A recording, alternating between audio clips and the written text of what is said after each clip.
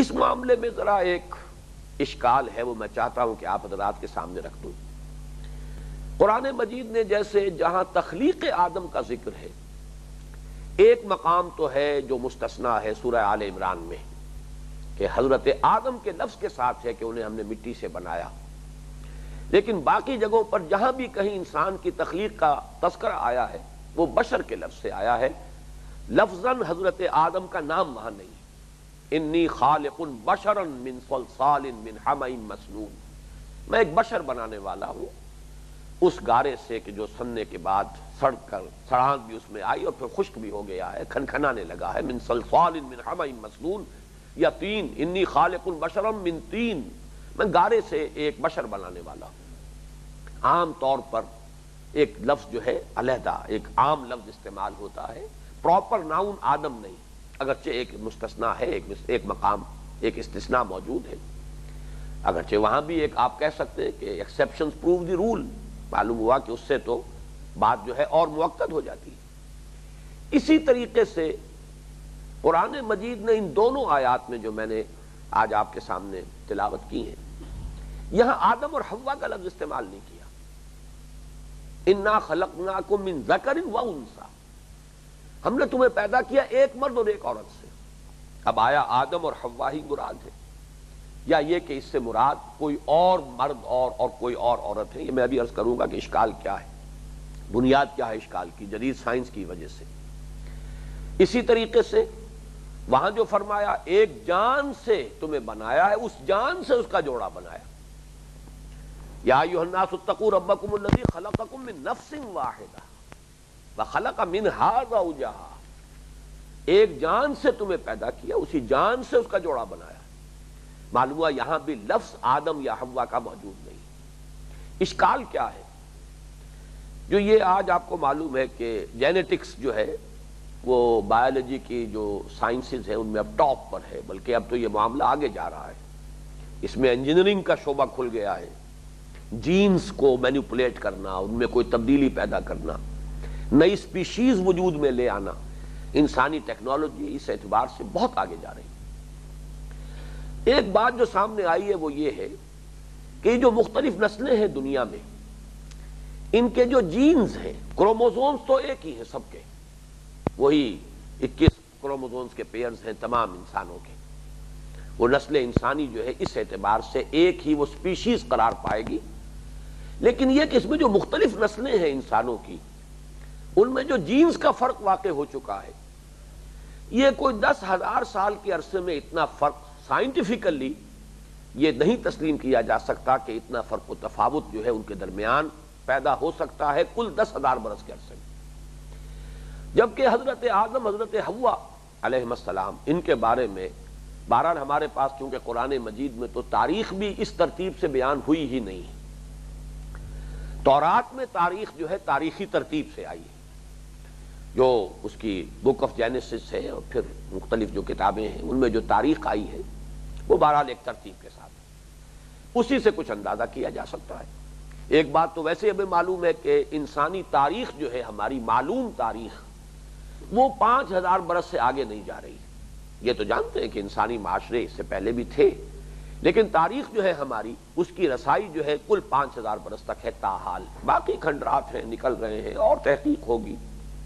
یہ موہنجو دڑو اور ہڑپا وغیرہ اور یہ چیزیں جو ہے یہ بھی کوئی 5,000 سال اب سے پہلے جو ہے وہاں تک انسان ابھی پہنچا ہے۔ اور اگر تورات کا اندازہ کیا جائے، حضرت آدم علیہ السلام کا زمانہ اب سے کوئی 7، 8 یا میکسیمم 10,000 برس جو ہے پہلے شمار ہوتا ہے،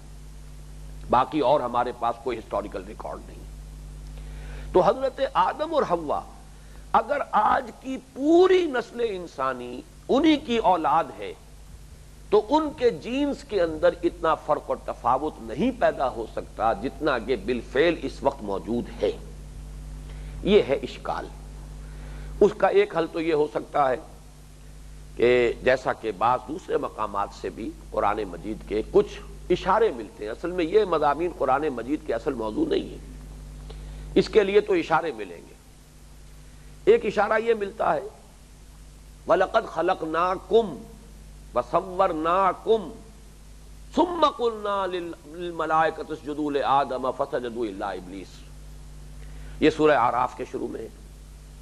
وَلَقَدْ خَلَقْنَاكُمْ ثُمَّ صَوَّرْنَاكُمْ ثُمَّ قُلْنَا لِلْمَلَائِكَةِ اسْجُدُوا لِآدَمَ فَسَجَدُوا إِلَّا إِبْلِيسَ،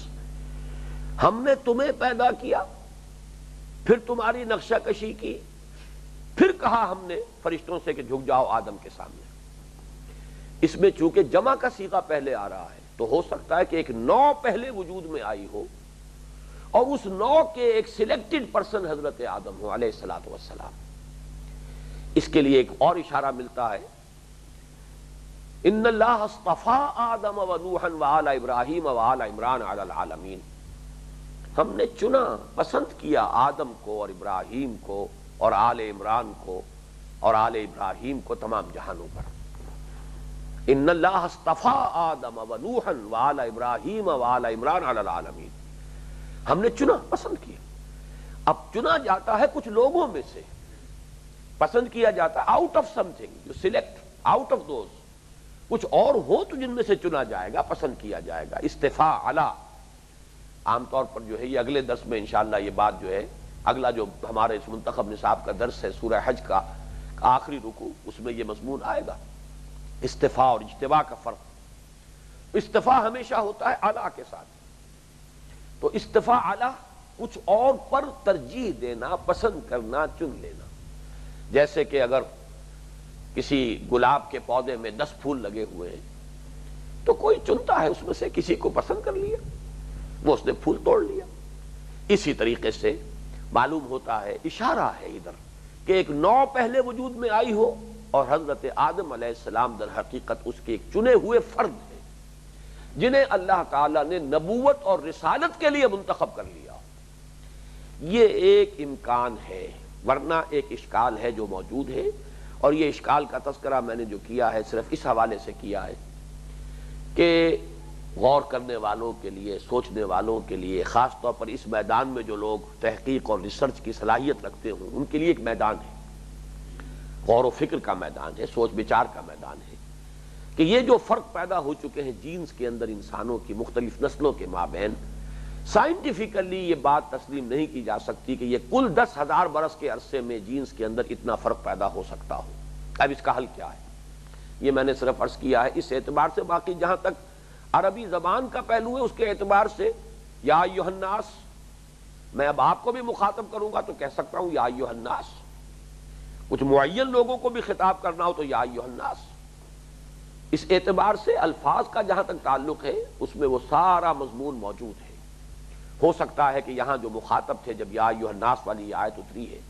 اس میں وہی لوگ کہ جو حضور صلی اللہ علیہ وسلم کے